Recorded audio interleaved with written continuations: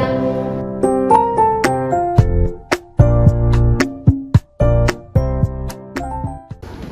gitu ya. Oke, yang pertama Bapak Ibu mungkin ada pertanyaan yang ingin saya tanyakan. Kita diskusi singkat. Sebenarnya apa sih yang Bapak Ibu ketahui tentang profil pelajar Pancasila? Apa Bapak Ibu ketahui? Mungkin bisa sharing ke saya. Project. Dengan kata kunci project. Yang lain? Apa Bu? Kalau 6 dimensi. 6 dimensi apa aja Bu? Masih ingat nggak? Ingat. Apa? Berapa Pak? Yo, susah emang ada siapa ya Pak? Beriman dan bertakwa. Ya, itu masih satu kata kan? Terus buku jangan disebut buku. Satu. Ini bertakwa apa? Ya. Terus apa lagi tadi? Gotong royong, mandiri, kreatif, bernalar perintis, sama cukup. Ada punya coba yang nyanyi? Pelajar Pancasila beriman dan bertakwa pada Tuhan Yang Esa dan berlawan mulia, berkebinekaan global, gotong royong mandiri, kreatif dan bernalar kritis. Ada nggak apa Pak? Itu bisa dinyanyiin nggak? Oh di ini. Di kelas. Iya, bisa dinyanyi di kelas kan ya. Ada yang sudah pernah atau sekarang saat ini sedang persiapan proyek? Ada. Yang belum pernah deh. Yang belum pernah ada nggak? Ada. Belum diimplementasikan. Baru ini sih. Baru ini. Oh, buat kelas 6 baru ini, gitu ya. Yang sudah siapa aja? Oh sudah. Mungkin bisa bercerita seperti apa pelaksanaan di lapangan dari Bapak Siapa dulu ya? Biar nggak 4L jangan saya dulu. Ya, nampaknya Bapak dulu deh kalau gitu Bapak, Ibu baru 4L ya. Enggak Pak. Biar nggak 4L. Gimana Pak pelaksanaan kelimanya di sekolah? Perkenalkan, nama saya Andi dari SDN nomor 1 Depok, mengajar kelas 4. Di tahun kemarin kami sudah melaksanakan proyek kelima pertama, yaitu dengan mengambil tema Bhinneka Tunggal Ika, yaitu proyeknya permainan tradisional. Permainan tradisional. Apa yang diangkat permainan tradisional ya Pak? Dalam kegiatan tersebut, permainan tradisional yang kami ajarkan yaitu beberapa permainan seperti ular naga, kemudian Olahraga Pak? Iya, Olahraga. kemudian congklak, dan juga permainan yang lainnya. Oke, masih banyak ya? Oke. Untuk di sini permainan tradisional. Ibu mungkin tadi yang menunjuk sudah laksanakan siapa? Oh iya, Ibu apa? Kalau yang pernah saya lakukan adalah mengambil tema kearifan lokal dengan memperkenalkan anak-anak itu untuk menanam tanaman, membuat kebun mini di sekolah. Oh, kebun mini di sekolah ya? Yang pertama-tama anak jalan-jalan dulu di kebun buah tropeng itu kebetulan ada yang sudah punya swasta tapi terbuka untuk anak-anak sekolah seperti itu. Kita mengamati berbagai macam tanaman yang ada di sana, kemudian kami praktek dari proses menanam pembiakan tumbuhan itu kan sudah ada di Oke, menarik ya. Yang belum pernah mungkin bisa sharing nanti ya Pak Ibu ya. Kita coba mau sharing ketika seperti apa sih kelima yang dilakukan. Kalau di Jakarta kan sudah hampir setiap proyek itu sudah dilakukan semua gitu kan ya. Kita bisa sharing apa sih sebenarnya yang bisa kita lakukan dengan kelima ini. Ini satu lagi Bu, tadi yang sudah melakukan seperti apa? Kalau di kami ada perusahaan membuat inovasinya jus buah, termasuk juga membuat jamu tradisional. Apa Bu? Jamu tradisional. Kalau di Pekalongan tuh khasnya jamu khas bukan? Enggak. Bukan ya? Oke, bukan. Oke. Bapak terakhir Bu. Gimana Pak Ilmu Pak seperti apa? Jadi memang saya Andi, saya udah 3 tahun mengajar kelas langkat kelas 56, 56, 56. Keren banget ya.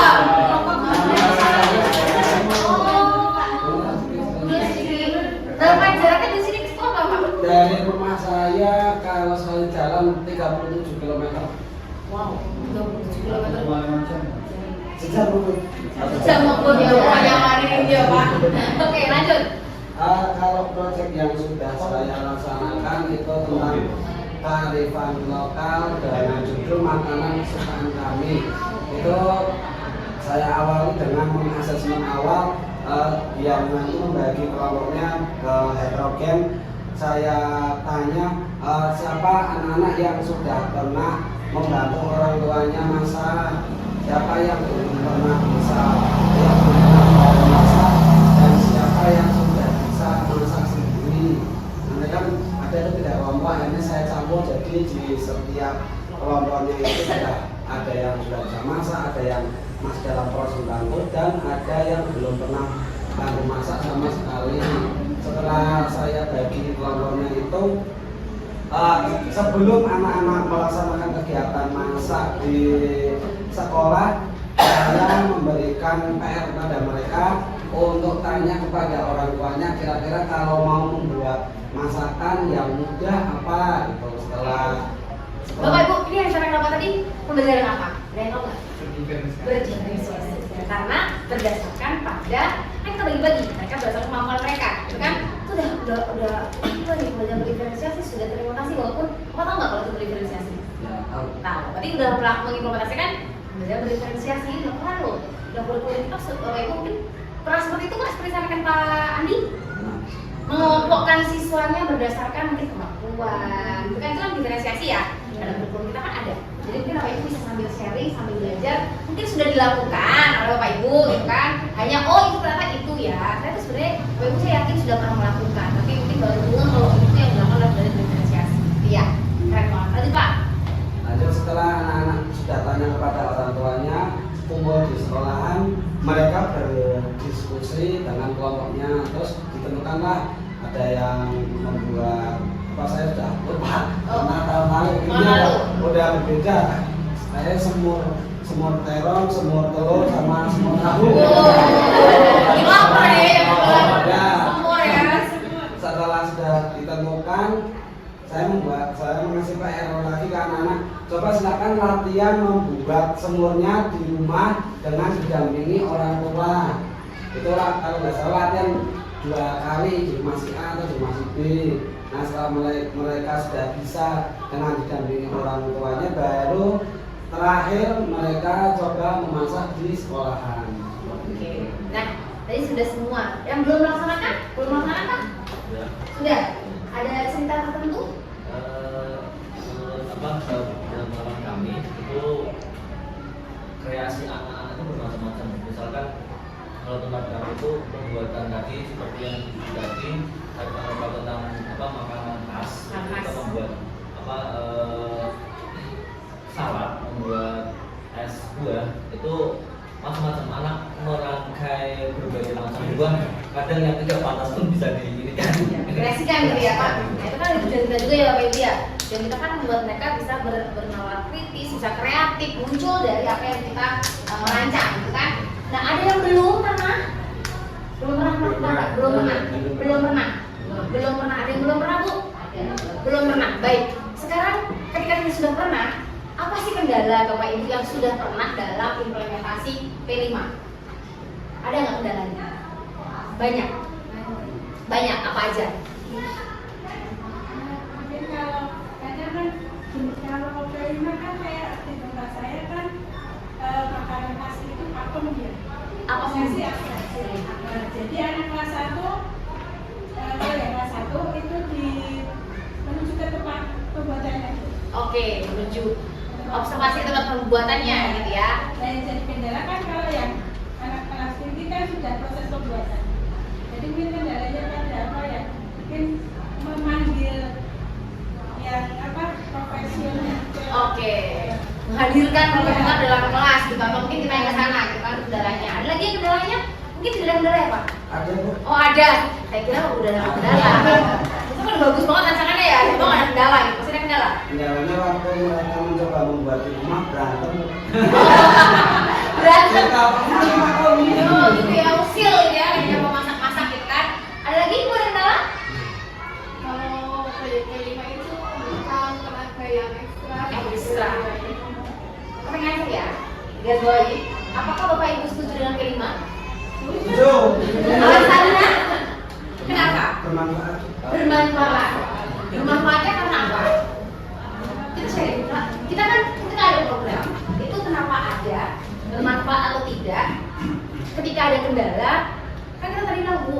aku harus koordinasi yang ini gitu. Tapi apakah punya impact yang bagus untuk siswa kita? Ada. Karena tadi kita pilih kan dimensi dari P5 itu kan macam-macam. Pendidikan global, kita bisa dari pendidikan global program kita bisa kita ambil yang apa? Misalnya tadi makanan khas, kemudian makanan tradisional, kemudian kalau misalnya nanti di nalar kritis kreatif tadi mungkin juga sawah tadi juga bisa masuk ke kreatif karena mereka bisa membuat sesuatu yang kadang-kadang kita nggak di luar nalar kita di dalam kamar itu, oh ternyata bisa ya secantik ini, sebagus ini, sekreatif ini gitu kan. Itu juga mungkin mereka belajar, kerjasama juga belajar dari cara masak tadi kan mau anak belajar kan ya, mau kerjasama, mau bersama-sama. Tadi paling tidak ada aja konflik di dalam pembuatannya, tapi mereka berusaha untuk mengatasi itu gitu kan ya. Jadi bagus gak sih permasalahan Bu? Jangan gak semangat itu dong Bu. Gak apa-apa kalau bagus, nggak bagus banget bilang bagus kan? Sebenarnya secara konsep bagus. Nah pelajaran Pancasila ini kan konsepnya adalah pembelajaran pelajaran Indonesia sepanjang hayat. Kompetensi global, dimensi tadi itu kan yang kita bahas. Sebenarnya mengajarkan anak-anak kita untuk ini, punya dimensi ini. Ini kan dimensinya sebenarnya kalau kita kaji itu masih banyak dimensi yang mungkin bisa kita kembangkan. Namun ini mungkin yang urgent yang memang diharapkan dimiliki oleh anak kita, kan? Nah selanjutnya ini dia profil pelajar Pancasila yang sudah kita sebutkan tadi. Jadi Bapak Ibu mungkin sudah bosan kali ya dengan gambaran profil pelajar Pancasilanya seperti apa. Ada nggak Bu kalau misalnya di sekolah itu, kalau Bapak Ibu di sekolah gambaran rapat dulu untuk pembuatan rancangan proyeknya? Nggak ada, tergantung kita sendiri. Langsung handle satu orang gitu ya. Oh, masih kurang. Oh, masih kurang. Jadi handle dulu kelas aja ya, langsung babat kita ya. Jadi benar kata Prof. Lina, kata Bu Gusti bahwa guru itu luar biasa ya. Harus bangga loh Bapak Ibu jadi guru SD. Banyak banget kerjaannya kan ya? Iya, alhamdulillah kita tadi kan. Iya kan di bawah tadi kan ya Bu, mau saya ibu-ibu udah ya mau nggak mau kalau misalnya kalau Jakarta kan bisa kita tetap ada juga yang sendiri, ada juga yang berkolaborasi. Jadi memang PR kita adalah koordinasi ya, bagaimana membuat proyek ini bisa berjalan dengan baik. Ketika mungkin koordinasinya bagus, kayak saya rasa masakan tadi bisa lebih bagus ya, artinya lebih keren lagi kreativitasnya, gitu kan? Nah, Bapak Ibu, ketika dari hal ini, dari profil pelajar Pancasila, mana yang menurut Bapak Ibu sulit kita buat sebuah proyek? Ada nggak? Dari dimensi pelajar Pancasila, kira-kira sulit yang mana yang paling sulit dijadikan sebuah proyek? Akhlak mulia. Kenapa akhlak mulia Pak? Sepanjang hayat. Ya kan tadi kan disampaikan bahwa karakter kita kan tadi kan sudah mulia. Kita kan kalau karakter mungkin Bapak Ibu sering mendengar di dalam berita gitu kan ya, anak SD kita seperti apa gitu kan, mungkin PR kita juga sebagai guru SD. Makanya guru SD itu fondasi pengalaman karakter itu kan penting ya. Jadi Bapak Ibu ada kendala dalam di sekolah mungkin cerita tertentu ketika penanaman akhlak. Kalau yang lain mungkin selain akhlak apa? Bernalar kritis kenapa Pak? Oh gitu. Contoh kritis seperti apa? Mungkin Bapak Ibu bisa menjelaskan kritisnya seperti apa sih kalau anak SD? Sering bertanya. Apalagi indikatornya? Kalau kritis itu seperti apa sih Bu? Bapak? Tidak menerima apa adanya. Oh tidak menerima apa adanya. Jadi mengomentari apa yang diterima. Oke. Yang lain? Kritis itu seperti sih? Kan mereka sering bergaul-gaul bahwa kritis, anak kita tuh harus berpikir kritis gitu. Komunikatif kalau diajak ngomong, mungkin bisa contohin nggak Bu? Seperti apa komunikatif ketika diajak berbicara? Ada anak yang langsung menanggapi, ada ketemu kelasnya seperti itu, Bapak Ibu mungkin? Ada nggak anak-anak di kelas? Kadang-kadang kita juga, ini PR ya Bu, sampai saya masih di mahasiswa ya, itu tetap sama aja seperti anak SD, SMP atau SMA.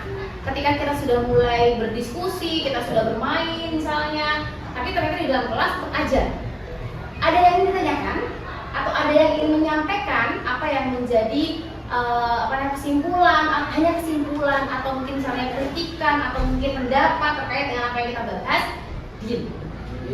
Iya kan? Kelas mahasiswa masih seperti itu Pak. Nah, bagaimana kita guru mampu membuat anak kritis? Ada yang sudah pernah melakukan tips-triknya? Saya itu Bu akhirnya gimana ya, dibilang bapak saya nggak maksa, yang belum tanya belum bisa pulang. Oke, trik itu yang harus harus tanya apapun bebas. bebas. Ada yang lain? Kapan pulangnya?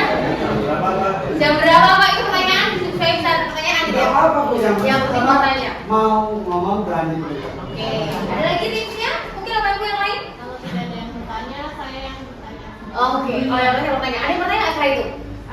Ada. Satu atau dua orang. Yang lain?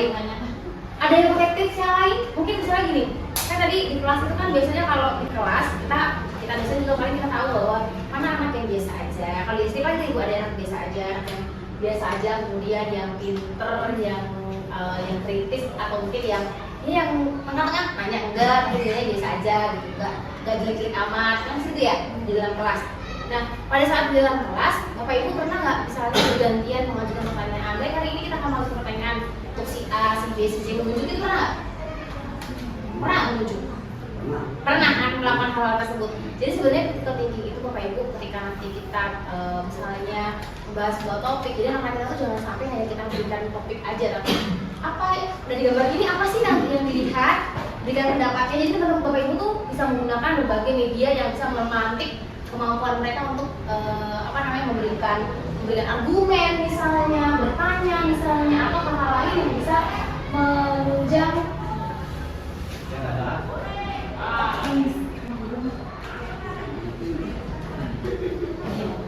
gitu ya Pak Ibu ya. Apalagi yang mungkin sulit? Kalau kreatif seperti apa? Dimensi kreatif. Ini Bapak Ibu, apa yang dilakukan untuk meningkatkan kemampuan kreatif ini, proyeknya seperti apa? Kalau dalam kelas seperti apa? Seperti apa yang dilakukan? Banyak ide. Karyanya seperti apa Pak? Kalau Bapak karyanya seperti apa? Apa yang Bapak lakukan di kelas? Saya membebaskan anak-anak dalam pilihan memasak itu nanti coba dihias atau ditata semenarik mungkin, sekalian diberi nama. Nah, akhirnya ada yang bernama Semur Bahagia. Oh, semua contohnya seperti itu. Ada lagi yang lain tadi Bapak tadi? Ada nggak contoh lain yang kreatif? Bentuknya kreatif. Bapak Ibu, ini sepertinya iya. Ayo, seperti apa kreatif? Kita sharing loh, Bapak Ibu. Memiliki banyak ide. Ide, contohnya. Contoh yang dilakukan di kelas seperti apa? Ada nggak yang Bapak Ibu lakukan di dalam kelas?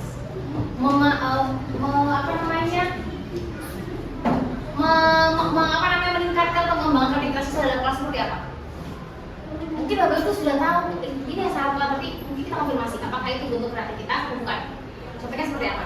Ada yang tahu nggak? Saya tugaskan itu Bu, barang plastik, benda plastik. Saya kasih tugas anak-anak, silakan mencari benda plastik, dibuat menjadi bermanfaat. Ada yang membuat jadi celengan untuk mobil-mobilan, ada menjadi vas. Pasnya. Jadi satu kelas bermacam-macam hasil karyanya, tidak hanya satu. Dan saya yang menentukan, kalian cari botol terus dibuat tempat pensil, tidak. Jadi saya kasih bahan plastik dibuat sesuai ide saya. Iya. Sebenarnya tahu nggak di kantor kreatif seperti apa? Dikatakan kreatif seperti apa? Punya ide asli. Ide original. Keren. Original. Mungkin ide itu orangnya udah buat, tapi ada tambahan dari saya. Misalnya contohnya tadi kayak misalnya ada yang membuat, saya jadiin apa? Saya jadiin mainan yang bermanfaat. Mungkin ketika saya suka, ini kan macam-macam imajinasinya ya. Buat mobil-mobilan sendiri, entah dibuat tarikan apa sendiri, gantungan sendiri, buat kadang-kadang kreativitas mereka kan di luar nalar kita. Jadi original, kemudian fleksibel yang bisa dibuat oleh anak kita, kan? Kemudian juga tadi sudah bagus ya Bapak Ibu. Ada contoh lain nggak? Kreativitas seperti apa yang Bapak Ibu lakukan di dalam kelas? Mungkin dari semua silakan kalian mau gambar apa, silakan dari semua. Oke, dari semua itu dia menggambar apa aja terserah gitu ya. Ada lagi? Karena kan konsep kita kalau misalnya di dalam kelas itu kan selain kita menanamkan pengetahuan, kita juga melatih mereka untuk ketika begini. Tadi yang pertama sudah Bapak Ibu lakukan kan dengan mengajukan pertanyaan, dengan persilahan mereka untuk menjawab, mengomentari, berpendapat, diskusi dalam kelas, gitu kan.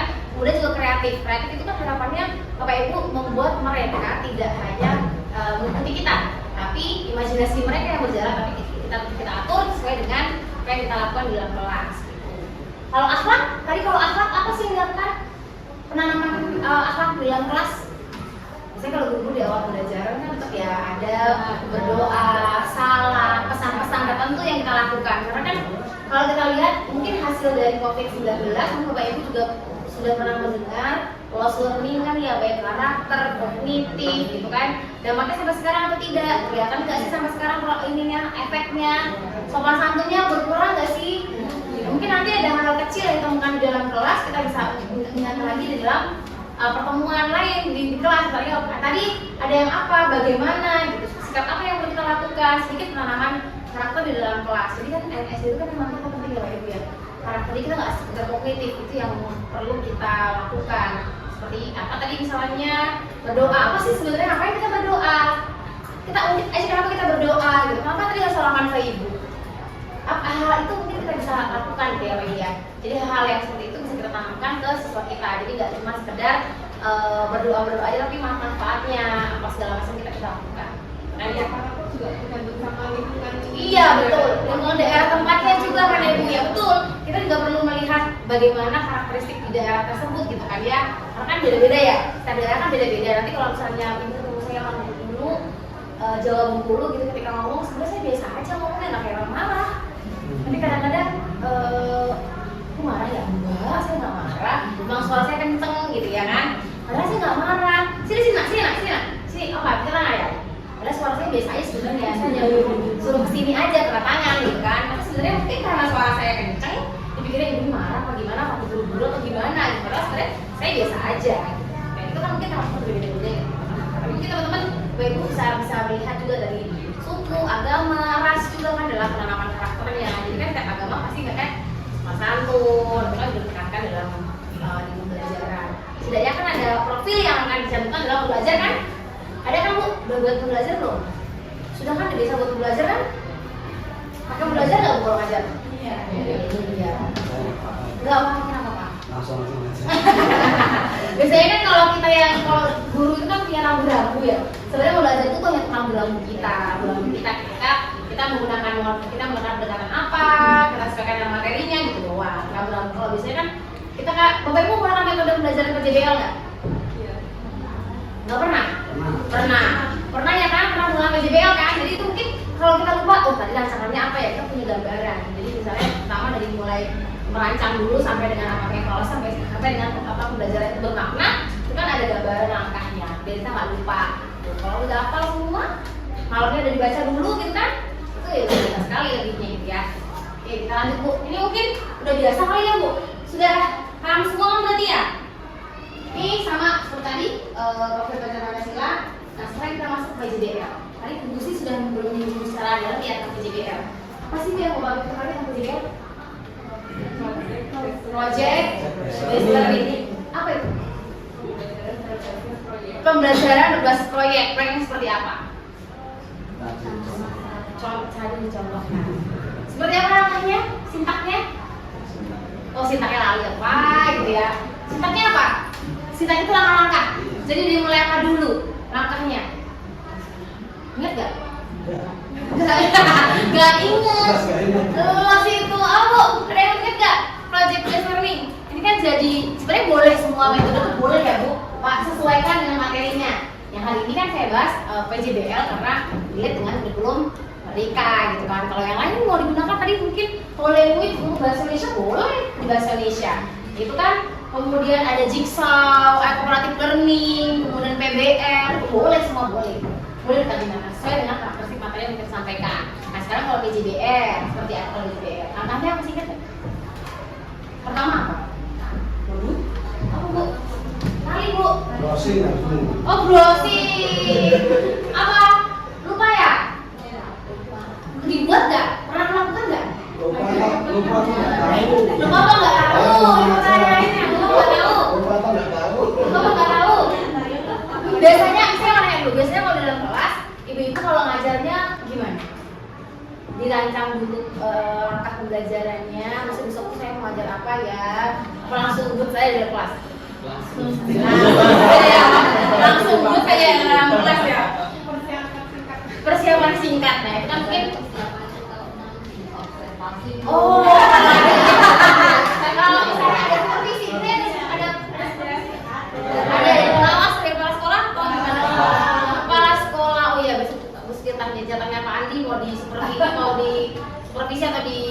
diobservasi oleh kepala sekolah, mau belajarnya siap gitu ya.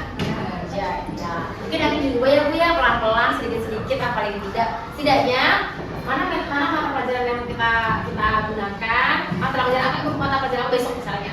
Contohnya kalau matematika kita mau ngapain besok ya? Apa yang bisa lakukan untuk kalau kita sudah sedikit rancang, setidaknya walaupun nggak dirancang banget kayak orang mau ngajar full gitu, tapi kan ada yang selembar kan. Nanti kan langkah-langkah dengan langkah sintak yang dilakukan oleh metode itu kan bisa berdampak nantinya. Pelan-pelan aja, nggak usah harus wah ini nyuruh begini gitu kan. Nanti teman-teman coba dulu. Karena kan biasanya kalau sudah kita rancang, ada hasilnya beda. Hasilnya beda nggak kalau misalnya diobservasi dengan hari biasa? Beda, karena ya itu udah rancang kan. Sudah sedemikian rupa, medianya sudah disiapkan gitu kan. Kemudian semuanya sudah dirancang, pasti beda hasilnya. Nanti mungkin pelan-pelan aja. Mana mata pelajaran yang kadang-kadang kan kita juga lihat ibu, kalau misalnya di kelas itu kan ada nggak yang kalau kita seperti PPK ada hasilnya yang paling mudah aja. Nanti kan kok nyambung sih dijelasin terus sama kita. Tapi kita kan masih observasi, kenapa dia nggak berhasil di kok nilainya jelek terus di topik ini? Kenapa? Kan itu kan pasti ibu akan belajar lagi kan untuk mencari tahu kenapa dia tidak berhasil. Nah itu kan sebenarnya kita sudah belajar. Nanti mungkin bapak ibu bisa pelan-pelan buat selembar aja lah. Kalau PJBL kita juga selembar aja. Nanti ada proyek. Ada yang pernah membuat proyek dengan PJBL? Gimana caranya? Kalau nggak pakai sintaknya? Menentukan proyek apa yang ingin menentukan proyek yang ingin dibuat misalnya. Terus apa lagi Bu? Jadi enggak, yang ibu rancang aja. Jadi buat proyek apa lagi? Yang ibu rancang aja nggak usah pakai sintak aslinya PJBL. menentukan proyek yang ingin dikerjakan oleh siswa. Kemudian proyek apa yang menentukan jadwal. Oke. Jadi udah tahu proyeknya apa, rancangan proyeknya seperti apa, kemudian baru timelinenya ya kan, waktu jadwal pelaksanaannya kapan sih harus berakhirnya gitu kan, pembuatannya kapan, terus pelaksanaan, evaluasi ngapain Bu? ya, Ngecek progres. merefleksi. Ya, refleksi, melihat gitu kan. Terus terakhir Refleksi. enggak yang dilakukan aja. Jadi dilakukan di ibu aja sendiri gimana? Refleksi. Diskusi dengan siswa.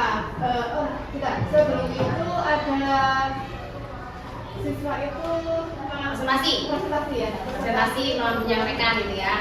Oke. Yang lain ibu udah pernah belum? Belum pernah ya? Udah. Gimana Pak? Bapak boleh sampaikan nggak gimana pelaksanaan PJBL yang di sekolahnya? Mungkin pernah lah sekali dua kali walaupun dengan langkah. Oh, kita PPG? Boleh. Iya, kalau PPG kan PJBL kan ya Pak. Terus gimana? Pertama, orientasi strategi pada masalah. Terus? Dan mengorganisasikan strategi untuk belajar dan membimbing pendidikan individu atau kelompok, mengembangkan dan menyajikan hasil karya dan mengkait analisis dan mengevaluasi proses pengembangan. Pernah dilakukan nggak? Bapak pernah kapan? Pernah PPG atau pernah Ketika PPL-nya Ketika PPG udah dilakukan. Kalau ibu sudah ada yang sertifikasi? Yang lain sudah PPG? Udah semua. Karena PPG-nya apa? Orang juga belajar. Oh, praja. Yang lain?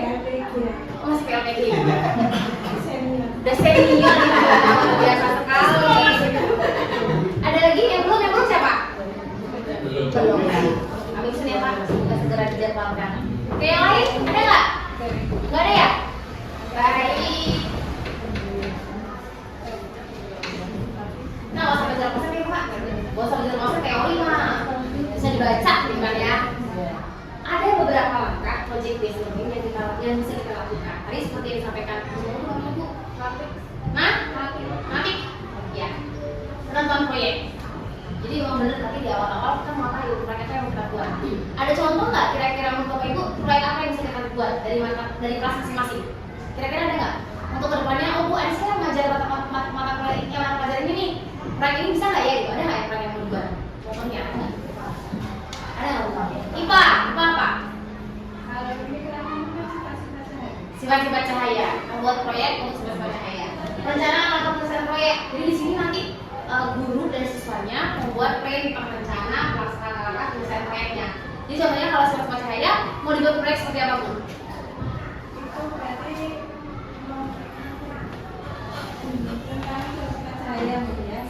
Oh, percobaan yang dimaksud ya. Sebenarnya kalau bisa nggak kalau misalnya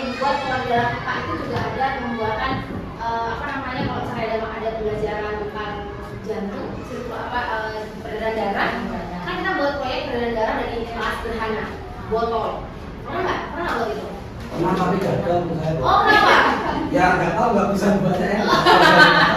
Gagal ya, sampai misalnya itu kerennya ya. Jadi saya contohnya membuat peredaran darah, gitu kan, di IPA. Kemudian ini sudah jadwal, jadwalnya kapan kita akan buat A, B, C, D sampai dengan jadi itu peredaran darah dari botol. Kemudian menyelesaikan proyek, mereka ada sudah menyelesaikan proyek. Kemudian selanjutnya ada melakukan mempresentasikan. Jadi apa yang sudah mereka buat kita akan presentasikan. Seperti apa sih proyek yang mereka buat? Nah, tadi mungkin dari ibu yang misalnya itu istilahnya kan membuat apa dari botol itu kreativitas mereka kan, mulai apa, mungkin dengan tema apa. Dari situ mereka mempresentasikan proyek yang dibuatnya. Nah, kemudian juga evaluasi. Refleksi mungkin tadi gagal itu karena apa dievaluasi. Di dalam proyek ini dievaluasi kenapa gagal? Apa yang salah dengan yang dibuat?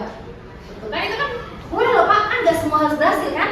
Ketika gagal, mereka tahu gagalnya di mana. Oh kemarin itu mungkin ini kayaknya pembuatannya ada yang butuh apa misalnya gitu kan? Kalau iya kan, balon bocor apa nih kan? Balonnya kan? Bukannya bocor balonnya itu kayak nggak bagus, gitu kan? Kayak mungkin nggak cuma satu balon aja, mungkin nanti double atau gimana gitu kan supaya dia nggak bocor, misalnya seperti itu. Jadi kan kita evaluasi. Nggak apa-apa kalau misalnya evaluasi anak kita, Pak kok gagal? Ya nggak apa-apa kita evaluasi kenapa dia gagal, gitu kan? Kan kegagalan kan kita belajar juga nanti. Oh ternyata saya salahnya di sini, kan? Nah di sebenarnya kalau bapak ibu nanya pelaksanaan pembelajaran singkat aja, nggak usah template banget. Tapi misalnya kalau kamu membuat selembar kegiatan besok mau ngapain, bisa membuat proyek buat tim penentuan proyeknya pakai apa ya? Buat aja tik dikit, ini kan cuma dikit aja. Dan seperti proyek yang ibu mau buat, sebenarnya berarti langkah ini. Kalau kita buat sesuai dengan langkah ini, setidaknya proses kita bisa lebih baik daripada tidak terancam sama sekali. Terus di bahasa Indonesia juga begitu. Kalau misalnya Bapak Ibu tadi di bahasa Indonesia dan bahasa Inggris mungkin ada di Prof. Herina dan juga Bu Gusti tadi, ketika merancang untuk pembelajaran bahasa, ketika kita juga sudah merancang, kita mau ada penampilan apa yang hari ini kita gunakan, kita akan reseptif atau produktif, misalnya menulis dan membaca misalnya. Jadi di situ kan kalau kita rancang mau ngapain yang metode apa bisa kita lakukan dengan ini. Nah, Bapak Ibu bisa menggunakan metode apa untuk buat ini ya? Boleh sesuaikan dengan mata pelajarannya. Jadi nggak harus PJBL, tapi hari ini kita bahas tentang PJBL. Gitu ya. Bapak Ibu ada pertanyaan? Boleh Bu. Hari ini membedakan antara PBGL dengan PPA Bu, karena saya pasti kadang-kadang itu campur baur dan PBGL. Apa yang bisa membedakan PBL dan PP5? Ada yang tahu?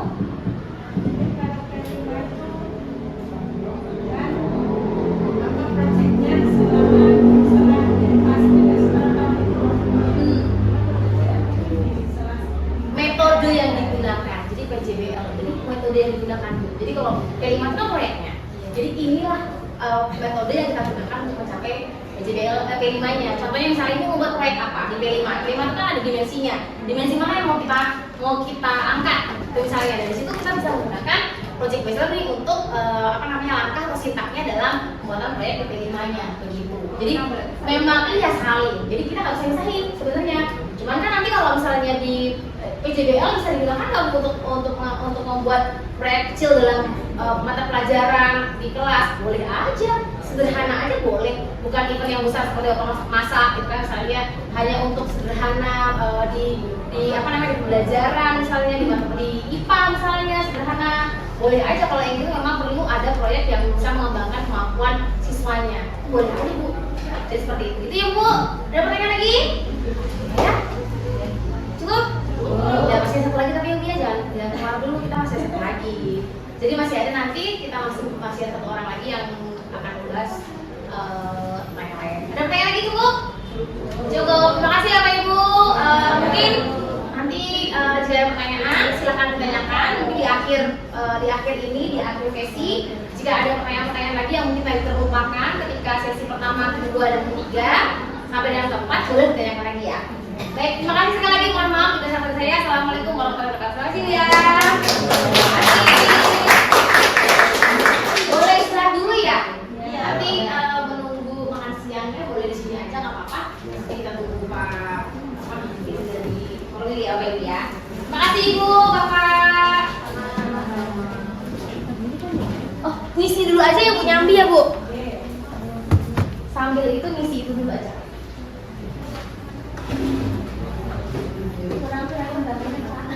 Satu.